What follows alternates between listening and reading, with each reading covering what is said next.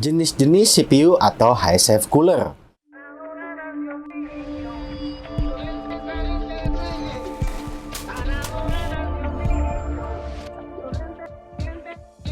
Kali ini Tony's Computer ingin memberikan tips atau info mengenai high-safe atau CPU cooler. Sebelum kita membahas jenis-jenis dari CPU cooler, mari kita bahas dulu pengertian dari high-safe. High-safe itu singkatan dari heatsink fan, yang dimana high-safe ini bertugas mendinginkan secara langsung CPU atau prosesor kalian. Jadi, jika ingin prosesor kalian adem atau tidak overheat, belilah high-safe yang bagus.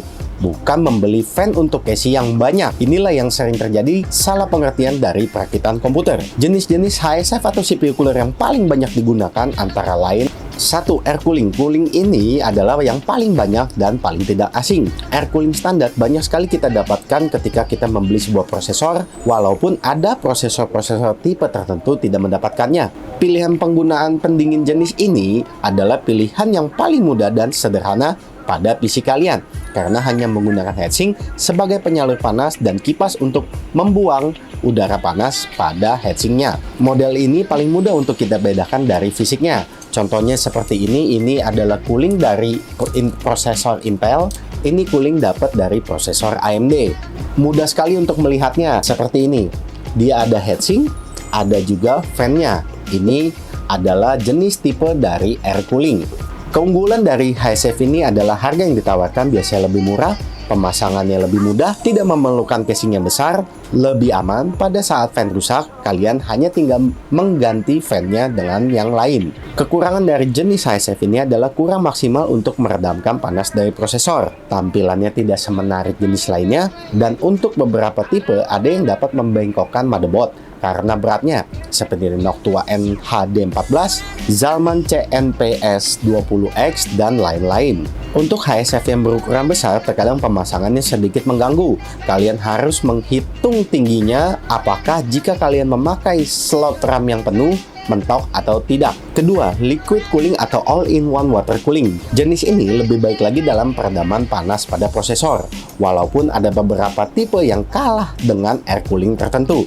Jika dibandingkan dengan harga yang sama, tentunya cooling ini lebih baik dibanding air cooling. Cooler jenis ini adalah cooler yang bekerja menggunakan komponen zat cair sebagai penyalur panas dari prosesor. Mekanismenya adalah air berjalan dari CPU block ke radiator menggunakan pompa, dan radiator didinginkan oleh fan, sehingga air yang kembali ke CPU block sudah dingin dan dapat disalurkan ke prosesor, sehingga panas yang dihasilkan prosesor dapat diredam. Jenis ini paling mudah dibedakan di antara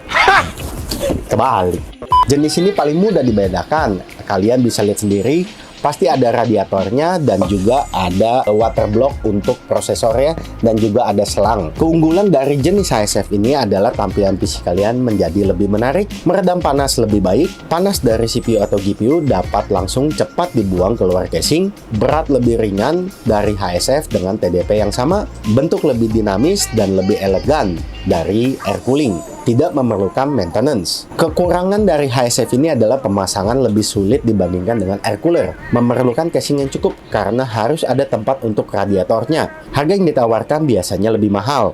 Untuk selang tidak dapat di custom. Ketiga, water cooling custom. Jenis ini adalah jenis high-safe atau CPU cooler yang performanya lebih baik dibandingkan dua jenis sebelumnya. Mekanisme dari jenis ini sama seperti all-in-one cooler, hanya saja jenis ini dapat di custom sesuai dengan keinginan. Keunggulan dari high-safe ini adalah tampilan PC kalian jadi sangat menarik, meredam panas lebih baik dibanding dengan air cooling atau all-in-one cooling. Panas dari CPU atau GPU bisa langsung dapat cepat dibuang keluar casing. Bentuk lebih dinamis dan lebih elegan dari dua jenis cooling sebelumnya. Selang atau penempatan radiator dan lain-lainnya dapat diatur sesuai keinginan. Model dapat disesuaikan dengan selera kalian. Kekurangan dari jenis high-safe ini adalah pemasangan jauh lebih sulit, memerlukan pengetahuan lebih untuk memasangnya, memerlukan casing yang cukup, harga yang ditawarkan lebih mahal lagi, dan juga ada maintenance-nya. Keempat, dry ice cooling atau pendingin menggunakan es kering. Prinsip pendinginan tipe ini sangat simpel. Prosesor yang didinginkan ditempelkan langsung dengan dasar tabung tembaga atau bong, yang nantinya bong tersebut akan diisi dengan dry ice. Sebelum pemasangan, seluruh motherboard harus diolesi dengan pasta khusus atau pasta anti statik untuk mencegah kondensasi atau pengembunan agar tidak terjadi konsleting pada motherboard. Biasanya jenis cooler ini digunakan untuk kompetisi overclocking atau hanya untuk mencari skor dan performa yang tertinggi. Keunggulan dari HiSafe ini adalah pendinginan yang terbaik dibanding dengan 3 jenis lainnya.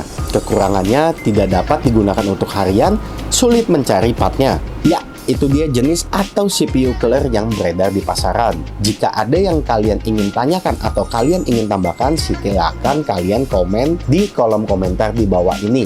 Sampai jumpa untuk tips atau info selanjutnya.